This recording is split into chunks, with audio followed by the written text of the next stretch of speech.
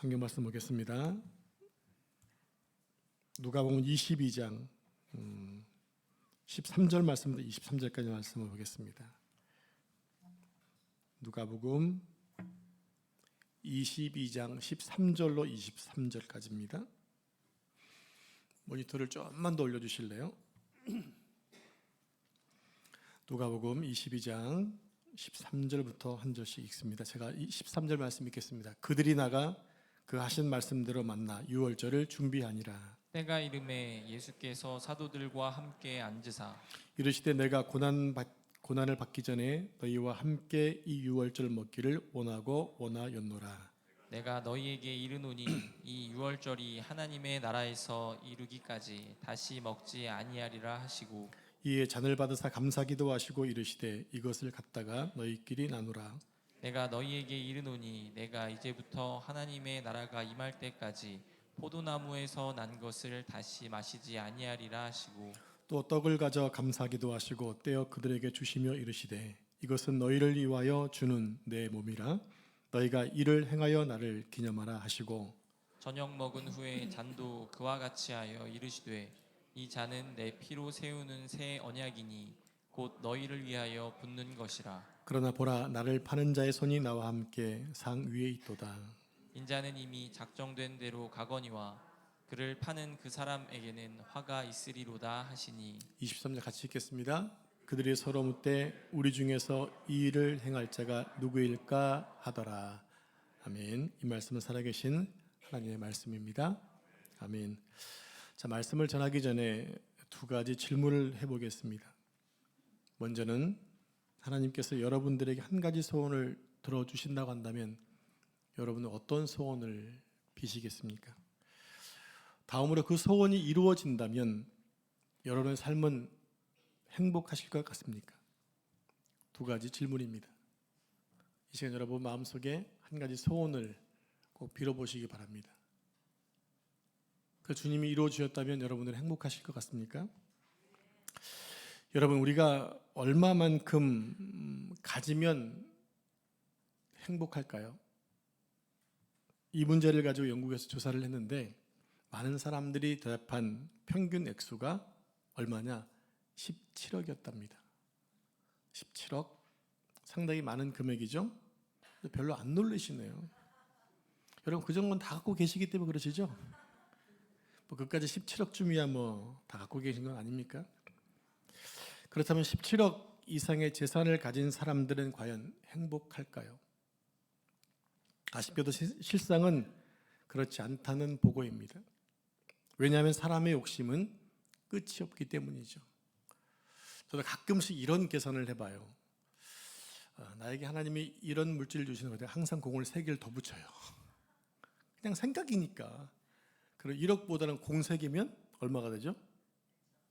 계산을 안 해보셨죠? 뭐 1000억이 되는 거 뭐 그 정도 되는데 그냥 생각이니까 그냥 해보는 겁니다. 사람의 생각은 끝이 없다고 하는 거죠. 그렇게 받으면 또 공을 또 붙이고 싶은 것이 우리의 마음이라는 거예요. 자, 우리의 바람은요, 좀 더 많이 가지려고 하고 동시에 남들보다 많이 갖는 겁니다. 내가 많이 가졌어도 남이 나보다 더 가졌으면 나는 불행하다고 생각을 합니다. 이것이 대부분 사람들의 마음이라고 하는 겁니다. 저도 교회 부흥에 대한 욕심을 버리겠다고 다짐을 하고 또 다짐하지만 이웃의 교회가 뭐 또 성장을 해서 옆에 하나 호실 더 빌렸다 하게 되면 은근히 마음속에 조금 질투가 생깁니다. 정말 죄송합니다. 이게 사람의 마음이라는 거예요. 저도 어쩔 수 없는 사람이기 때문입니다. 그럼 우리는 어떤 마음을 가져야 하며 어떤 삶을 살아야 할까요? 오늘 성찬을 우리가 준비하면서 우리가 어떤 마음으로 세상을 살아야 되는지를 한번 생각해 봤으면 좋겠습니다. 오스카 와일드라는 사람이 쓴 행복한 왕자라는 동화가 있습니다. 책을 찾아보니까 이렇게 인터넷 뒤져보니까 저 책이 여러 버전으로 하다 보니까 저 글 표지가 한두 개가 아니에요. 그 중에 예쁜 거 2개를 골라봤습니다. 어느 도시 한가운데서 젊어서 죽은 왕자를 안타까워해서 왕자의 동상을 멋지게 세워놨습니다. 이 동상은 몸은 금으로 입혔고 두 눈동자는 사파이어, 허리에 찬 칼자루에는 빨간 누비가 박혀 있었습니다. 어느 늦은 가을밤 따뜻한 남쪽을 향해 날아가던 작은 제비 한 마리가 왕자의 발 사이에 깃들여서 쉬고 있었습니다. 한참을 쉬고 있는데 제비 머리 위로 물방울 하나가 뚝 떨어지는 겁니다. 그래서 비가 오나 하고 하늘을 쳐다봤는데 밤하늘은 아주 맑았습니다. 이상하다고 생각하고 있는데 물방울이 또 하나 뚝 떨어지는 거예요. 놀란 제비는 공중으로 날아올라 보니까 왕자의 두 눈에서 눈물이 흐르고 있는 것이었습니다. 그래서 제비는 왕자님 왜 울고 계세요? 이렇게 묻자 왕자는 이렇게 말합니다. 내가 궁전에서 살 때는 눈물을 몰랐단다. 그러나 내가 죽고 난 후에 이곳에 서서 세상을 바라보니까 불쌍한 사람들이 너무나 많은지 비로소 알게 되었단다. 그런데 나는 이렇게 꼼짝 못하고 서 있으니까 그들을 도와줄 수 없어서 그래서 내가 울고 있었다. 그러더니 왕자는 제비에게 가난한 엄마와 병들 아들이 살고 있는 집에 자신의 칼자루에 박혀있던 누비를 빼서 가져다 주라고 이렇게 부탁을 합니다. 제비는 갈 길이 바빴지만 왕자의 부탁을 들어주었습니다. 그랬더니 왕자는 또 다른 부탁을 하는 겁니다. 자신의 눈동자에 박혀있는 사파이어를 가난한 예술가에게 하나를 주고 또 돌아오자 제비에게 또 다른 부탁을 합니다. 나머지 눈동자 하나를 가난한 성냥팔이 소녀에게 주라는 것이었습니다. 그 다음 날에도 왕자의 부탁으로 왕자의 몸에 입혀진 금을 벗겨서 가난한 사람들에게 일일이 나눠주는 일을 제비가 했던 겁니다. 그러다 보니 어느덧 거리에는 찬 눈이 내렸습니다. 그래도 제비는 왕자를 홀로 두고 떠날 수가 없었습니다. 결국 기력을 다한 제비는 왕자의 볼에 입을 맞춘 뒤에 왕자의 발밑에 떨어져 죽고 말았습니다. 그 순간 왕자의 몸에서도 무엇인가 깨어지는 소리가 났는데요. 그것은 나무로 만든 왕자의 심장이 터져 나오는 소리였습니다. 시민들은 흉하게 변해버린 왕자의 동상을 철거하기로 했습니다. 그때 하나님은 천사를 보내 깨어진 왕자의 심장과 죽은 제비를 하늘나라로 가져가도록 했다는 것이 이 동화 내용의 중심입니다. 진정한 행복이란 왕궁에서 호의호식하며 사는 것이 아니라 자신의 모든 것을 다 내어주고 천국으로 가는 것이라고 작가는 얘기하고 있는 거죠. 그러나 이 땅에서는 이렇게 사는 사람은 별로 없다는 겁니다. 자신의 모든 것을 다 내어주는 사람은 그렇게 찾아보기 어렵습니다. 그래도 오늘 성경을 보면 예수님이 당신의 모든 것, 생명까지도 주신 분이라고 소개하고 있습니다. 예수님은 이제 십자가 사역을 앞에 두신 마지막 날 저녁에 사랑하는 제자들을 모아놓고 6월절 마지막 식사를 주관하고 있는 겁니다. 특별히 오늘 말씀 가운데 우리가 주목해야 될 말씀이 15절 말씀이에요. 우리 함께 15절 말씀을 같이 큰 목소리로 합독합니다. 시작. 이르시되 내가 고난을 받기 전에 너희와 함께 이 유월절 먹기를 원하고 원하였노라. 아멘. 특별히 빨간 글씨 있죠. 원하고 원하였노라는 말씀을 집중해서 보시면 좋겠어요. 예수님께서는 이 땅에 계셨을 때 당신 자신을 위해서 무엇인가 원하신 적이 한 번도 없으셨습니다.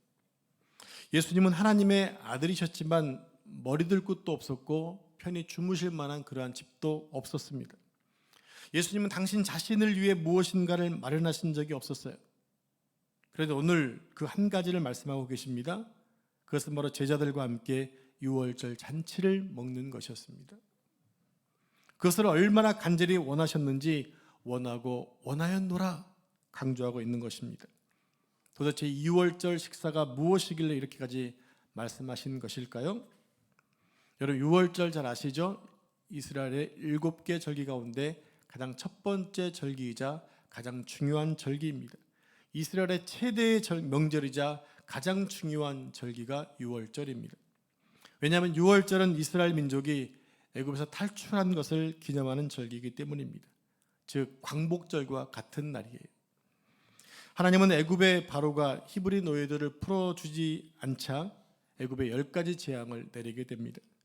그 중에 마지막 재앙은 애굽에서 태어난 모든 첫 아이를 비롯해서 모든 가축의 첫 새끼가 다 죽임을 당하는 재앙이었습니다. 모세는 히브리인들에게 문설주에 어린 양의 피를 발라두면 하나님이 보내신 죽음의 사자 천사가 그 집을 패스오버 넘어갈 것이다라고 말합니다. 이것이 유월절이에요. 넘어간다는 뜻입니다. 이 첫 유월절은 바로 무교병의 축제이기도 합니다. 히브리인들은 서둘러 애굽을 떠나야 했기 때문에 하나님이 준비하는데 시간이 걸리는 발효된 빵이 아니라 발효시키지 않는 빵을 만들라고 명했습니다. 그 유월절 축제 기간은 약 8일 정도 가지면서 하나님의 구원하심에 대해 기억하면서 감사하는 절기입니다. 이제 유월절 식사 순서를 좀 보여드리겠습니다. 이제 잠깐 소개해드리겠는데 첫날 밤 유월절 식사를 세데르라고 얘기해요. 세데르라고 얘기하는데 이 유월절 식사를 함께하면서 출애굽기 12장 말씀을 읽게 되는 겁니다. 이때 무교병을 먹는 게 특징이에요. 1월 10일부터 13일 4일 동안은 자신들이 잡을 어린 양을 취합니다. 이 3일 동안이 제일 중요해요. 그동안 1년 동안 길러왔던 양이 혹시나 상처나 부정을 탈까봐 이 3일 동안 더 크게 간직하고 보호하는 겁니다. 어린 양은 흠없고 1년 된 순양 또는 순염소로 어린 양을 먹을 수 있을 만한 가족 수를 계산해서 잡습니다. 만약에 식구 수가 적으면 이웃집까지 함께해서 이 어린 양을 잡는 거예요. 만약 식구 수가 많다 하게 되면 2마리를 잡을 수도 있겠죠. 그리고 1월 14일은 여호와 유월절 날입니다. 흠없는 어린 양을 14일 오전까지 잘 간직하고 있다가 해 질 무렵에 어린 양을 잡는 겁니다. 여러분, 예수님이 유월절 전날 저녁에 잡히셨죠? 그리고 밤새면서 재판받으시고 아침 9시에 십자가에 달리셨습니다. 몇 시에 운명하셨죠? 오후 3시입니다. 그때가 어린 양을 잡는 시간입니다. 예수님이 유월절 어린 양이셨기 때문에 그 시간에 운명하시게 된 거예요. 여러분, 왜 예수님이 그렇게 십자가에서 그 시간에 달려 돌아가셨는가 하게 되면 세례요한 얘기했던 게 있죠. 보라, 세상 죄를 지고 간 하나님의 어린 양이다. 예수님이 하나님의 어린 양으로 오신 거예요. 이 세상의 모든 사람들의 죄악을 위해 죽으실 어린 양으로 오신 분이 바로 예수 그리스도이시거든요. 그러니까 예수님의 삶은 처음부터 끝까지 성경을 이루기 위함이었던 것입니다. 백성들은 어린 양을 잡고 그 피를 집 좌우 문설주와 임방에 바릅니다. 유월절 식사 방법은 이렇습니다. 먼저 어린 양의 고기를 반드시 불에 구워서 무교병과 쓴 나물과 함께 먹습니다. 자기들의 편의에 따라 나는 혹시나 암이 발생할지 모르니까 구운 것은 싫어, 삶아 먹어야 돼 할 수가 없다는 거예요. 그리고 아침까지 남겨두지 않아야 하기 때문에 남은 것은 반드시 불살라서 태워버려야 합니다. 먹는 방법은 허리에 띠를 띠고 발에 신을 신고 손에 지팡이를 잡고 급히 먹습니다. 그렇게 하는 이유는 최초의 유월절 때를 기억하면서 먹어야 했기 때문이에요. 이스라엘 백성들은 급하게 애굽을 떠나야 했기 때문에 급하게 먹을 수밖에 없었던 겁니다. 유월절 음식을 좀 소개해 드리겠습니다. 이것은 초창기 유월절에 그 이후에 변형되어진 모습이에요. 자, 지금 보고 계신 그림은 지금도 지키고 있는 유월절 식단입니다. 세데르, 즉 유월절 음식, 그걸 세데르라고 그래요. 이 유월절 식사에 참여하는 이들은 모두 흰색 계열의 옷을 입습니다. 그리고 6가지 음식들이 올라오게 되는데 음식들은 출애굽 당시의 긴박한 상황을 이 종살이 하던 애굽에서의 고통을 상기시키는 음식들로 채워져 있습니다. 먼저 1번 보면 불에 구운 1년 된 순양의 고기와 정강이 뼈입니다. 바로 유월절 어린 양을 상징하는 것입니다. 두 번째는 구운 달걀 2개가 있습니다. 1차, 2차 예루살렘 성전이 파괴된 것을 기념하기 위함입니다. 세 번째는 마로르라고 하는 일종의 고추냉이처럼 쓴맛이 맵고 쓴맛이 나는 일종의 소스예요. 이것은 자신들의 조상들이 애굽에서 종살했을 때 당하는 고통을 상징하는 음식입니다. 네 번째는 3장의 마초트, 맛자라고 하는 것인데 이것은 무교병이에요. 무교병 3장을 이렇게 올려놓습니다. 즉 출애굽의 긴박한 상황을 상징하는 것입니다. 다섯 번째로 하로셋이라고 하는 즉 사과와 호두, 잣 등을 으깬 것에 꿀과 포도주를 붓고 또 계피를 섞어서 만든 잼과 같은 것입니다. 이것은 무교봉에 발라 먹는 겁니다. 여섯 번째로 카르파스라고 하는 것을 먹는데 이것은 일종의 샐러리, 양배추 같은 것을 이야기합니다. 자, 이 간단한 식사는 애굽에서 포로 생활을 할 때 빈약한 식단을 상징하는 거예요. 이렇게 빈약한 식사를 하는 이유는 뭐냐면 과거를 잊지 말자라는 거죠. 과거에 힘들었던 시간들을 잊지 말자. 이스라엘 백성들은 특징이 있어요. 과거를 잊지 않기 위해서 아픈 추억, 아픈 현장들을 만들어내요. 대표적인 것이 뭡니까? 홀로코스트 아닙니까? 거기에 들어가면 과거를 잊지 말자라는 것이 있어요. 잊지 말자. 우리가 전 세계 디아스포라로 살면서 유대인 강대국에 의해서 죽은 자신들의 조상들을 기념하면서 다시는 이렇게 하지 않게 우리가 믿음으로 살자, 이것을 기념하기 위해 만들어 놓은 것이 바로 홀로코스트나 이런 유월절 예식인 것입니다. 여러분, 어느 나라 명절이든지 간에 가장 맛있는 음식을 만들어 먹지 않나요? 명절에는 못 먹어본 음식을 먹잖아요. 그러나 이스라엘은 가장 맛없는 음식을 먹는 날이 바로 유월절이었어요. 왜냐하면 그날은 고난을 기억하고 그 고난에서 건지신 하나님의 은혜를 기억해야 했기 때문입니다. 다음으로 아가다라는 순서가 이어지게 되는데 이것은 아버지와 자녀들의 문답으로 이어집니다. 어린 자녀들이 아버지께 묻습니다. 아빠, 왜 오늘 밤은 다른 밤과 달라요? 왜 오늘 밤 식사는 예전의 식사와 달라요? 이렇게 물어보면 아버지는 고된 노예 생활에서 자신들을 하나님께서 어떻게 구해 주었는지를 이것을 설명해 줍니다. 9번의 무서운 재앙들과 10번째 어린 양을 잡아서 구원받은 이야기를 해주면서 하나님의 권능과 이스라엘의 절대적인 순종에 대해서 말해주게 됩니다. 그렇게 함으로 인해 하나님의 구원 역사가 자자손손 이어져 오게 되었던 것입니다. 특별히 이스라엘 백성들은 이 구전에 아주 능한 민족이었어요. 머리가 너무 좋아요. 그래서 아버지가 얘기하면 그것을 몇 번 들으면 다 암기할 정도로, 그래서 첫 번째는 성경이 없었던 거예요. 구전으로 이어졌기 때문에. 자, 그렇게 기억의 식사가 끝나면 이어서 축하의 식사로 이어지게 됩니다. 그때는 분위기가 완전히 달라져서 아주 자유로운 분위기, 조용하고 경건했던 분위기가 기쁘고 즐거운 축제로 바뀌어지게 되는 거예요. 먹는 자세도 달라집니다. 요한복음에 보면 요한이 식사 중에 예수님 품에 안겼다라고 하시죠. 이스라엘 백성들은 이렇게 음식을 좀 누워서 먹는, 좀 버릇없이 누워서 먹는 습관이 좀 있어요. 그게 특징입니다. 지금 갑자기 경건했던 분위기가 이렇게 자유롭게 축제로 바뀌어지고 있다는 거예요. 이때는 맛있는 음식도 먹고 포도주도 마시게 됩니다. 모두 4잔의 포도주를 마시게 되는데 다 마시고 난 다음에 마지막 한 잔을 더 따릅니다. 그럼 5째 잔인 거죠. 이 마지막 잔은 절대로 마시지 않아요. 나중에 그냥 부어버립니다. 그 잔을 가리켜 일명 뭐라고 부르냐면 엘리야의 잔이라고 부르는 거예요. 따라서 해볼까요? 엘리야의 잔. 자, 엘리야의 잔이라고 부르는 이유가 있습니다. 앞으로 오실 메시아와 함께 마셔야 하기 때문에 이 잔은 끝까지 마시지 않았던 거예요. 이것이 그동안 예수님이 유월절 하기 전까지의 이스라엘의 모습이었던 얘기입니다. 자, 다음, 레샤나 하밥의 예루샤라임이라는 말이 있어요.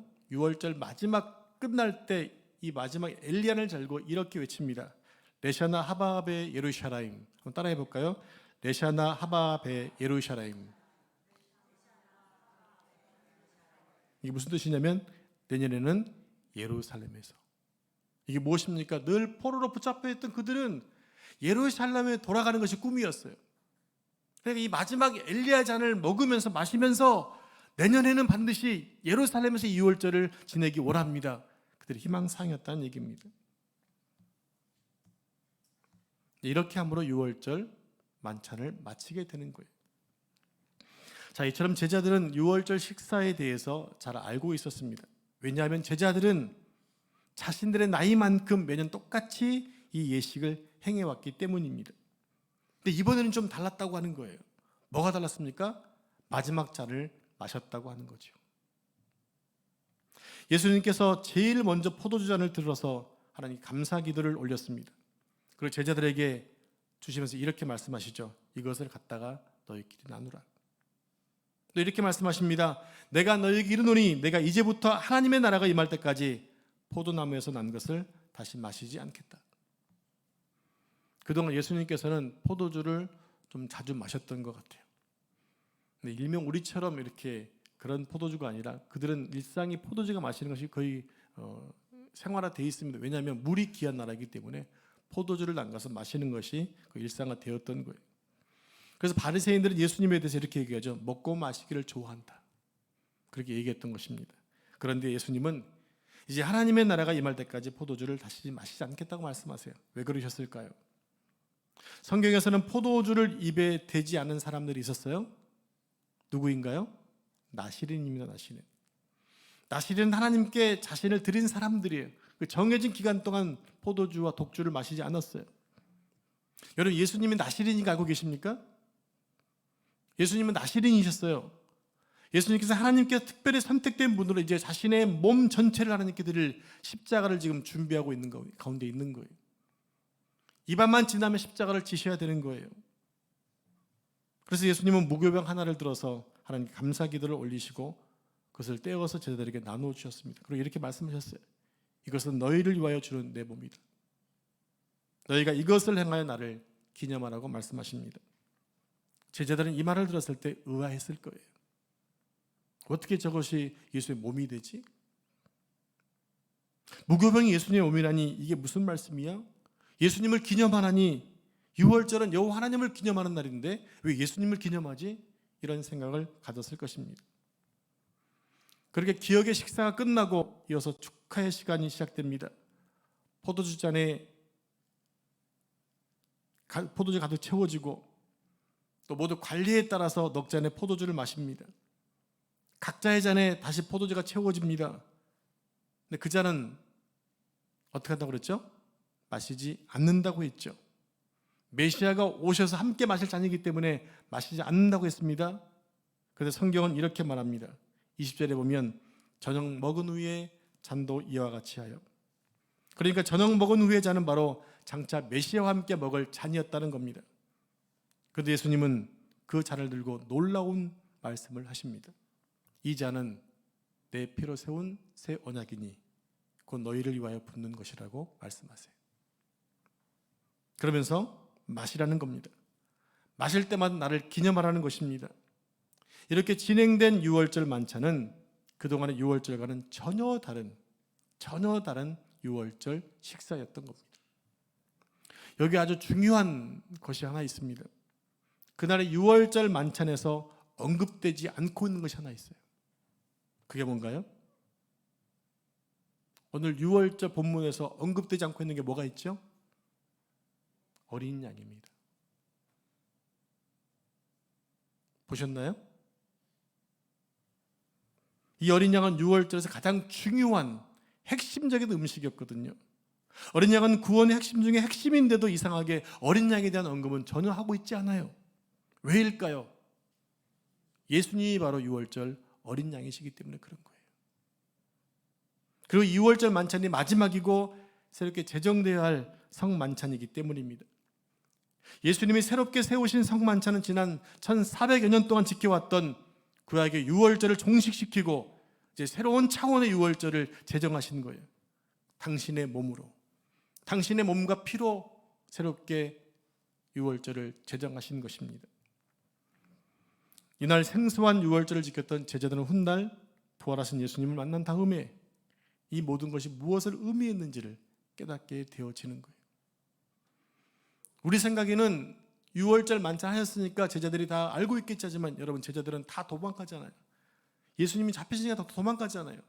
십자가에 달릴 때도 요한에는 아무도 없었잖아요. 그들은 예수님이 메시아인 것을 그때까지 못 믿었던 거예요. 그분이 나는 부활할 거야 말씀해도 못 믿었잖아요. 근데 부활한 이후에 그 모든 것들을 깨닫게 되어지는 거죠. 예수님이 바로 이스라엘과 모든 인류가 기다리던 메시아였음을 알았던 것입니다. 그래서 자신들은 이미 그 메시아와 함께 잔을 나눴음을 알았고 바로 십자가에 달리신 예수님이 유월절 어린 양이었다는 사실을 그때서 비로소 깨닫게 되었던 것입니다. 그때 나는 포도주는 예수님이 흘리신 피였고 그 무교병은 예수님의 찢기신 살이었음을, 몸이었음을 깨달았던 것입니다. 그리고 예수님께서 부활하신 다음 그 유월절 만찬은 기독교의 성만찬으로 이어지고 있습니다. 그렇게 떡과 포도주를 나누는 성만찬은 우리 그리스도인들에게 너무나 중요한 중요한 예식인 것입니다. 예수님께서 이 땅에서 마지막으로 그토록 원하고 원하셨던 식사였기 때문에 그런 겁니다. 그래서 성만찬을 행하지 않으면 예수님과 상관이 없는 사람입니다. 혹시 여러분 가운데 나는 지난날에 너무나 많은 죄를 지었어. 양심상 이번엔 지나가야 되겠어. 그게 너무 무거우면 지나가셔도 됩니다. 왜냐하면 회개하지 않고 먹으면 예수님의 피를 죄와 함께 먹고 마시는 것이 되기 때문에. 그러나 한 가지를 더 말씀드리면 여러분, 그럼에도 회개하고 드셔야 한다는 얘기예요. 그 은혜가 아니면 살 수 없기 때문에, 나는 비록 죄를 지었지만 그 예수님의 피와 몸이 아니면 나는 살 수 없는 존재이기 때문에 죄송하고 부끄럽지만 그래도 제가 동참하겠습니다. 그게 은혜라고 하는 거예요. 예수님의 살과 피를 먹다니 이게 무슨 말일까요? 이상한 말이 아닙니다. 초대교인들이 받았던 오해 가운데 하나가 뭐냐면 그들이 사람의 피와 살을 먹는다, 식인종으로 오해를 받았어요. 예수님의 죽으심을 기억하며 나누었던 떡과 포도주를 이해하지 못한 사람들은 그리스도인들을 식인종으로 생각하고 그들을 박해했다고 하는 거예요. 예수님의 단 하나의 소원, 우리로 하여금 어떻게 해서든지 구원을 받게 하는 것이었어요. 그 외에는 없습니다. 오직 살아계신 하나님의 아들이신 예수님만이 우리를 구원할 수 있습니다. 우리의 구원을 위해 반드시 예수님을 먹고 마셔야만 하는 겁니다. 예수님께서 요한복음 6장 35절에서 이렇게 말씀하셨어요. 우리 같이 합독할까요? 시작. 예수께서 가라사대 내가 곧 생명의 떡이니 내게 오는 자는 결코 줄이지 아니할 터이요 나를 믿는 자는 영원히 목마르지 아니하리라. 아멘. 우리가 바로 예수 그리스도의 피를 마시고 살을 먹고 거듭난 사람, 즉 구원에 이른 사람들입니다. 이 사실을 믿으시기를 축복합니다. 이제 말씀을 정리합니다. 이 시간 우리 모두 예수님의 소원을 들어주며 살기를 결단했으면 좋겠습니다. 예수님의 성만찬을 대할 때마다 우리가 그리스도와 연합한 자가 되어서 우리가 사나 죽으나 주님의 것으로 살아가겠다고 결단하는 것입니다. 왜냐하면 내 안에 가장 귀한 예수님이 살아계시기 때문입니다. 내 안에 예수님의 피가 흐르고 있기 때문입니다. 그래서 주님을 위해 살겠다는 다짐이 성만찬을 대할 때만 결단하는 것이 아니라 매 순간 주님의 그 죽으심을 기억할 때마다 내가 주님의 피와 몸을 먹고 마신 자라는 사실을 잊지 않고 살았으면 좋겠다는 겁니다. 그것이 바로 예수님의 성만찬을 영원히 기억하는 것입니다. 그래서 예수님을 행복한 하나님의 왕자로 만들어드리고 우리 또한 진정한 행복을 누리며 살기를 주님의 이름으로 축복합니다. 기도하겠습니다. 우리 성찬위원들 준비해 주시기 바랍니다. 우리에게 영원한 생명을 허락하신 하나님 감사합니다. 우리를 구원하시기 위해 예수님이 이 땅에 오셨고 우리의 모든 죄를 짊어지시고 십자가에 달려 돌아가시기까지 우리를 사랑하여 주심에 감사를 드립니다. 이 시간 주님께서 그토록 원하셨던 성만찬에 오늘 우리가 참여하려고 합니다. 주님께서 원하고 원하셨기에 이 시간 저희가 죄송한 마음이지만 그래도 주님의 은혜를 힘입어 주님의 만찬에 참여하고자 합니다. 예수님의 살을 기념하고 예수님의 피를 기념하는 이 시간 우리가 지은 모든 죄악을 용서해 주시고 앞으로 천국에서 누릴 영원한 기쁨의 잔치를 이 시간 우리가 함께 경험하는 복된 시간 되게 하옵소서. 그러므로 우리의 남은 생애가 이 세상을 사랑하는 것이 아니라 이제부터 사나 죽으나 내 안에 계신 주님을 사랑하며 하나님의 나라를 사랑하는 마음으로 살게 하여 주옵소서. 이 시간 주님이 그토록 원하셨던 성만찬을 나누며 예수님의 사랑을 깊이 묵상하는 복된 시간 되게 하여 주옵소서. 이 모든 말씀 우리를 죽기까지 사랑하신 예수님의 이름으로 간절히 기도합니다. 아멘.